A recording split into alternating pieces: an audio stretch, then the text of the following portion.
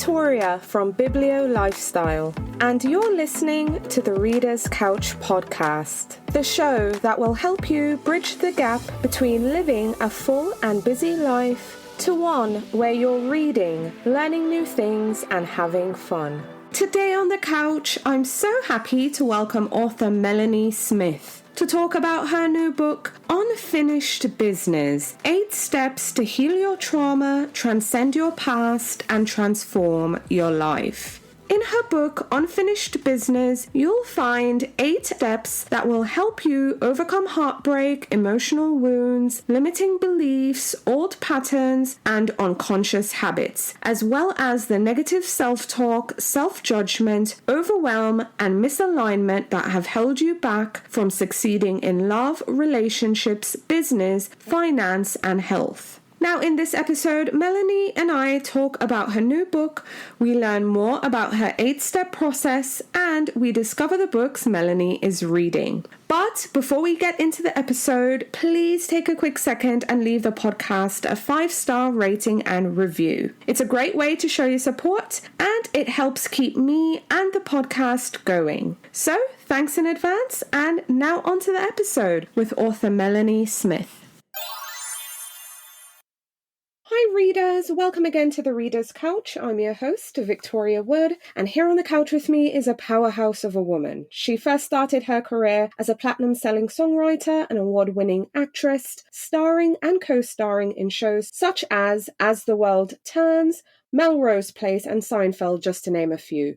But as an entrepreneur, her award-winning lifestyle wellness and yoga center was considered to be one of the most well-respected and best in the country. And now she's a powerful motivational speaker, writer, coach, and leader. But she's here on the couch to talk about her new book, Unfinished Business: 8 Steps to Heal Your Trauma, Transcend Your Past, and Transform Your Life. Please welcome to the couch, Melanie Smith.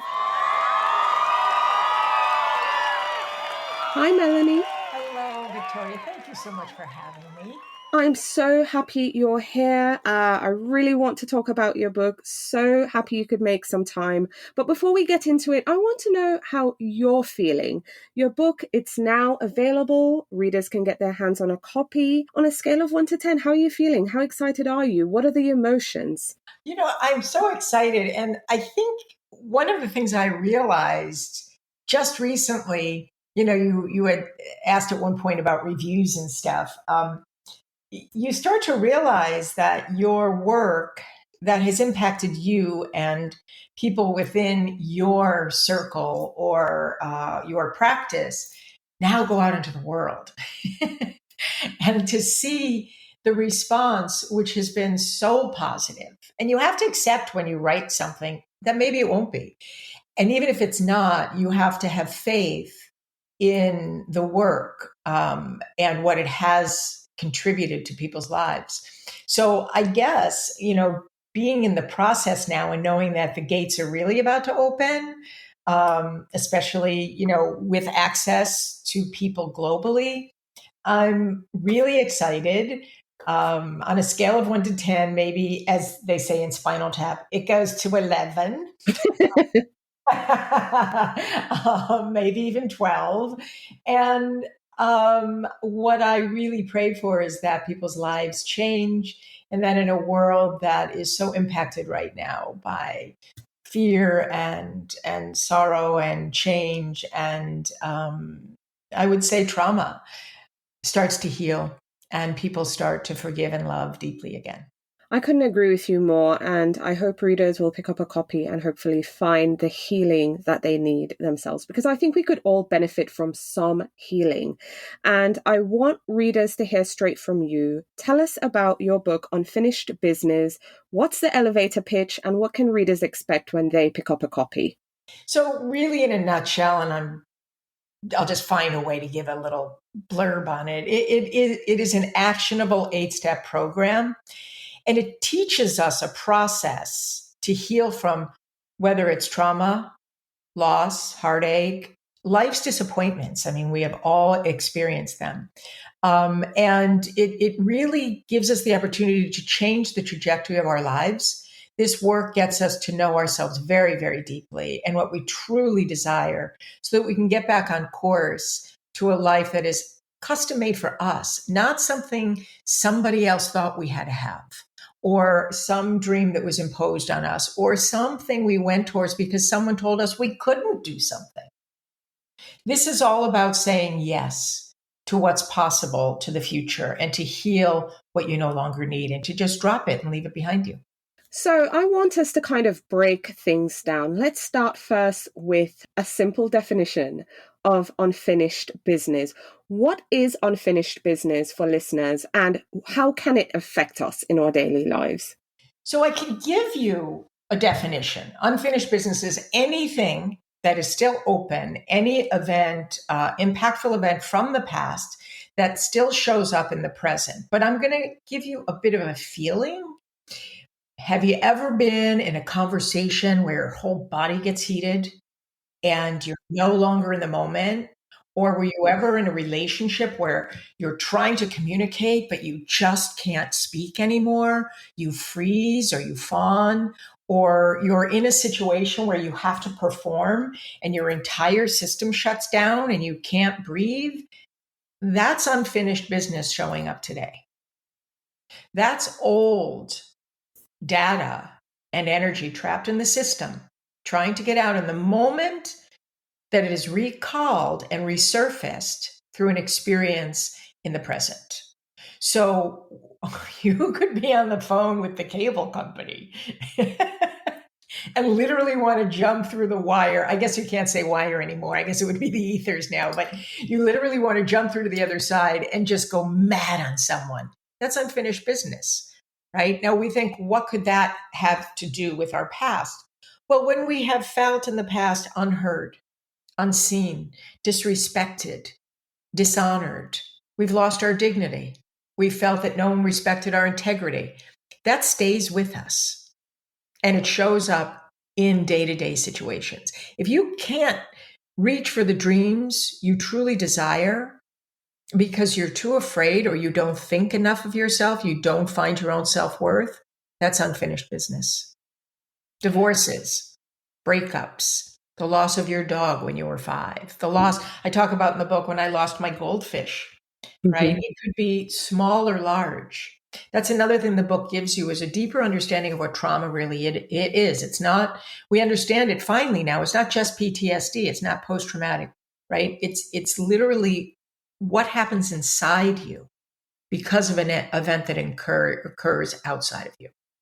So it's a fresh understanding of what trauma really is, what chronic trauma is, acute trauma is, complex trauma, and how to understand the way the body communicates. I think what I'm hearing, and I really appreciated the fact that you gave us both a definition, but then also a feeling, because I think folks will maybe gravitate to the feeling first, because I know I did. And today, when something happens, folks would often say, well, I'm triggered by this, or this triggers me. And in the book community, we often talk about trigger warnings to give the reader a heads up to say, well, this book contains this kind of content. So proceed with caution, not say stay away, but just, proceed with caution. So what I've kind of gathered from your book, and also what I'm hearing from you today, is that when we experience these, I'm just going to say triggers, and these feelings, whether we're nervous, whether we're angry, whether we're upset, whether we want to pull someone through the telephone, this is a trigger of unfinished business, because it kind of brings me back to your book. What would you say to that? So I love that, because when you say proceed with caution, can I change that to proceed with awareness? Mm-hmm. Because when we are triggered, what does that mean? That means that there's a firing that occurs. That firing is a charge. That is a trapped charge in the system. And if we go, wow, what just happened? Instead of what I talk about in the book as charge changers, how do I stop that from happening? Right? What just happened and what's underneath that charge? If I am on fire, I want to know what's under that fire, because that's the truth that you have tamped down inside of you that has to be re-triggered, to be reactivated, to be released. So triggering, when done safely and with awareness, these are literally the breadcrumbs to the original issue, if you follow that artery. So I would rephrase that, when we have, trigger warnings, I would say this is self-awareness. This is charged self-awareness if you treat it well. Right, right. Okay, I appreciate that so much. So I know there is someone listening who has unfinished business. What are 3 things they can actively do right now? So that's a great question. And I do want to say something. In my process of healing, and you will learn in the book how many traumas I've had in my life. And there's been enormous amounts. And every time I would read books on it, I was like, wow, yeah, that resonates. Okay. And then I get to it, like, what do I do? So I hear you. It resonates, but heck, what do I do? Right? The reason I wrote this book is because we need something to do. We need action steps to help heal. So yes, first and foremost, buy the book. It really will change your life. But if short of that, pay attention to yourself. So I would start, and I talk about journaling in here. And one of the things that I do mention is journaling about negative events. It retrenches this in our brain, and we don't want to do that. But just for a few days, start to journal about impactful events throughout your life, not just your childhood, but absolutely your childhood. But go, it could be, I lost my cat when I was whatever, or I didn't become class president and my father was class president, or it could be my mother died or my parents divorced, et cetera, et cetera. Take notes. Start to understand your history. Number 1, start to understand your history. 2, take a little bit of time, even if you're just walking or driving or, sitting and having a cup of tea. Think about the people in your life and a lot of the things that they said to you. Notice how much they show up in your present day, even if it was joking, right? I have a client, their mother used to say, "Oh gosh, what are you, an idiot?" Now, she would say it with a giggle, but every time this client would go to do something that didn't work, she heard a voice that say, "What are you, an idiot?" And the giggle was gone. So reinvestigate what was said to you. Just let them come up. Take some notes. Take some notes. Take notes on what you might have noticed around you. And then number 3, what I would say is when you feel that energy rise. Now, remember, I talk about charge in the book, and charge is a good thing. We get charged like your first kiss is charged, right? I mean, there's good things that are charged too. We're not trying to get rid of charge in the body. We're trying to make it healthy charge.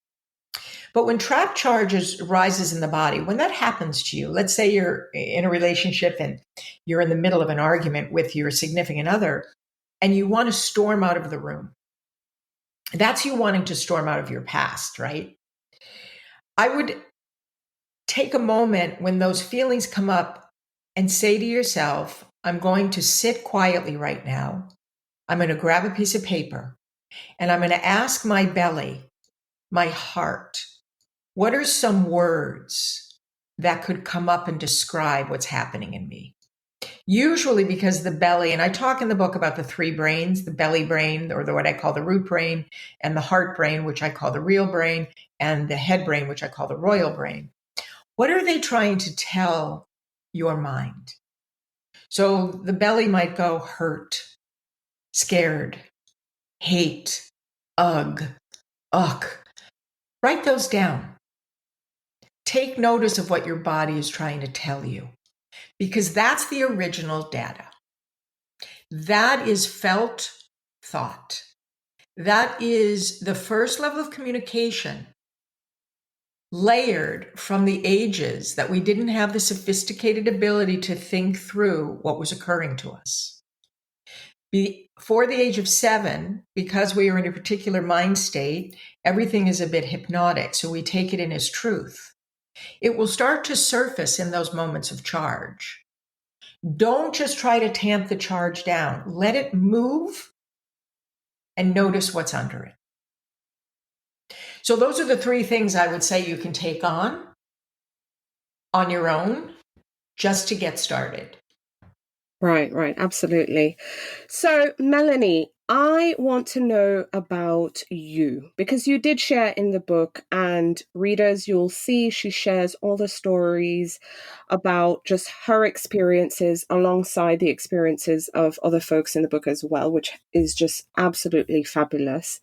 But I want to know, Melanie, what inspired you to finally put pen to paper and write this book, Unfinished Business? Well, it was a very interesting moment in time. I had been asked by many of my clients, and I had been holding webinars, and my clients would say to me, well, how can I get this work to more people? And I'm only one person. So um, it was always in the back of my head that I was going to have to come up with something that would give people access to the work. And it was having such tremendous impact. I knew it was part of my purpose. Anyway, I was lying on my couch. I actually just wrote this piece for a blog. I was lying on my couch. I had a place in Manhattan at the time, and I did not know it, but I had COVID. I was one of the early cases, and the world was starting to blow up. And I remember thinking to myself, I better get on this.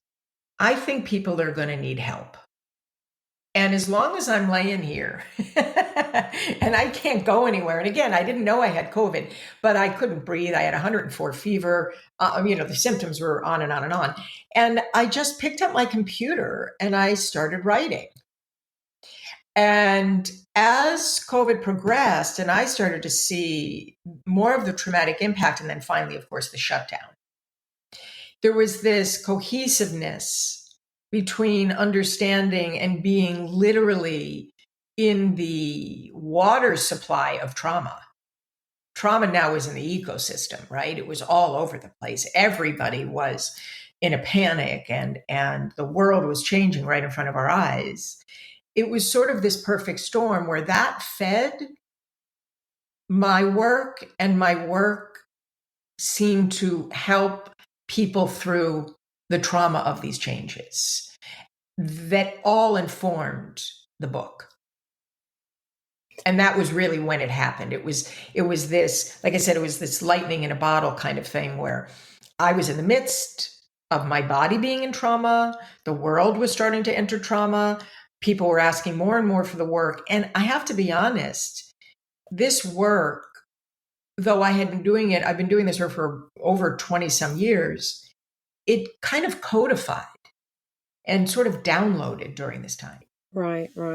So looking back, what would you tell your younger self, knowing what you know now? You've been working with folks and helping people deal with their unfinished business. What would you tell your younger self, if anything? I guess I would tell my younger self, keep your eyes open. Pay attention consistently to the world around you and how you react to it. I would also tell myself, be very mindful of the relationships you bring into your life, because we do become the people we keep company with. I would also tell my younger self to take better notes. I think we would all say take better notes. That's something a lot of people would wish, myself included. But before I let you go, Melanie, I want to know about your reading life. Tell us about the last book or books you finished reading that you'd now recommend. I read all the time. And I'm going to just share some books, I guess, that I think will really help people think about certain things in life a little differently, I guess. Mm-hmm. I read everything by Anne Lamott. And I do think that Help, Thanks, Wow is a really, really beautiful book. She really talks about how there's this freedom in hitting rock bottom. There's restoration there. And how we have to learn to communicate, whether or not you believe in God or just something bigger, but learning the communication between our hearts and that which is beyond our understanding. So learning how people talk about prayer, and I like to think of prayer as absolute attention. So praying is, simply put, absolute attention in its purest form. So I think that this book aids you in learning how to feel gratitude, freedom, and forgiveness. So I think that's really a beautiful read.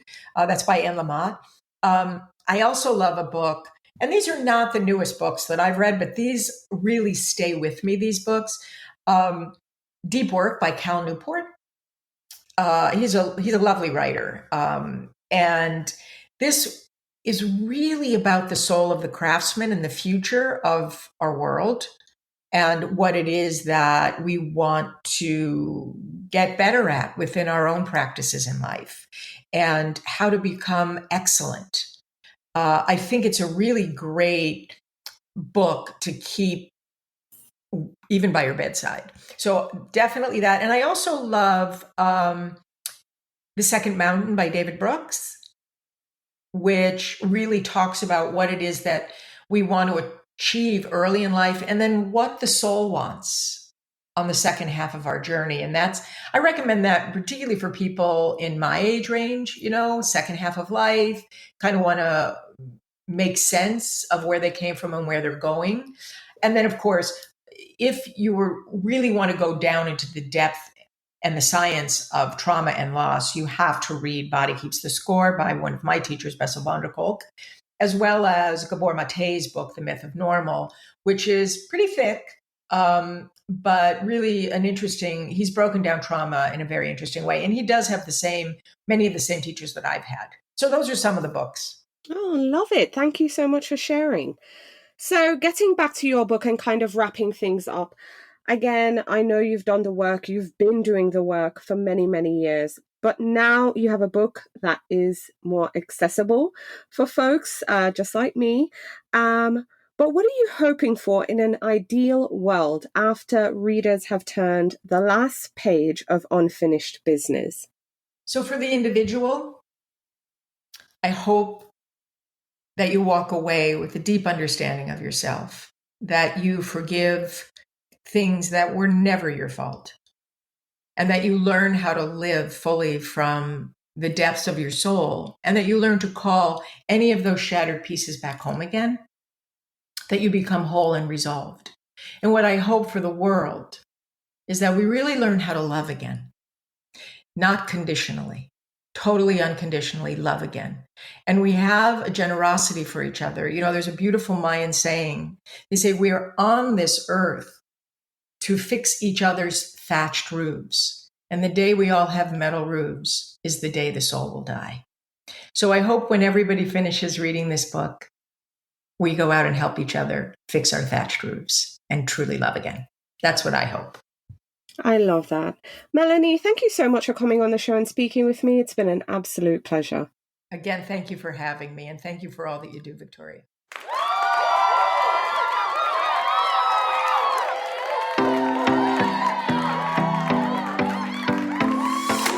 Thank you so much for listening to the Reader's Couch podcast. Please subscribe to the show, share it with a friend, and take a few seconds to leave a rating and review. Until next time, stay lounging, stay reading, and whenever you're in doubt, go straight to your local bookstore or library. Thanks again for listening, and happy reading.